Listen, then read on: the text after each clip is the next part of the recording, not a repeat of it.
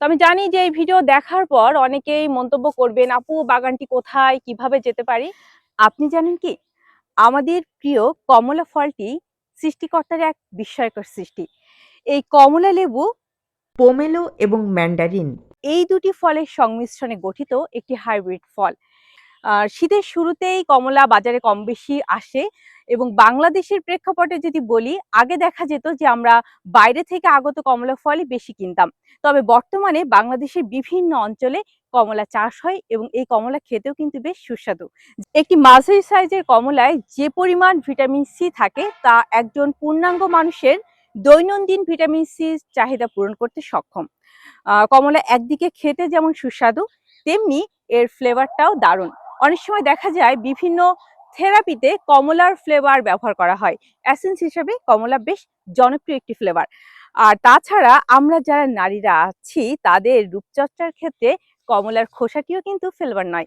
এই কমলার খোসায় আছে অ্যান্টিঅক্সিডেন্ট, অ্যান্টিব্যাকটেরিয়াল এবং ত্বক উজ্জ্বল করার মতো উপাদান। সুতরাং আপনি কমলা খেয়ে কমলার খোসাটি না ফেলে সেটি সংরক্ষণ করে শুকিয়ে বা বেটে আপনার স্কিনে লাগাতে পারেন।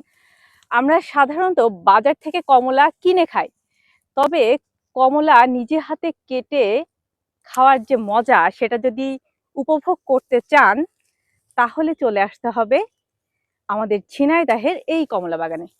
তো আমি জানি যে এই ভিডিও দেখার পর অনেকেই মন্তব্য করবেন, আপু বাগানটি কোথায়, কিভাবে যেতে পারি? তো বাগানের লোকেশন খুব সহজ।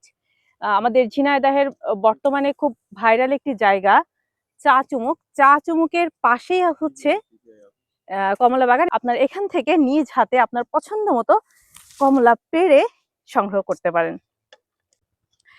শুধু কমলা বাগান দেখালেই কি হবে বলেন? কমলা খেয়ে তো টেস্ট করে ফিডব্যাক দিতে হবে, তাই না? তো একটি কমলা পারলাম, দেখা যাক এটা টেস্ট কেমন আসে। তবে স্বাদে কি আসে যায়, টক মিষ্টি হলেও ক্ষতি নেই।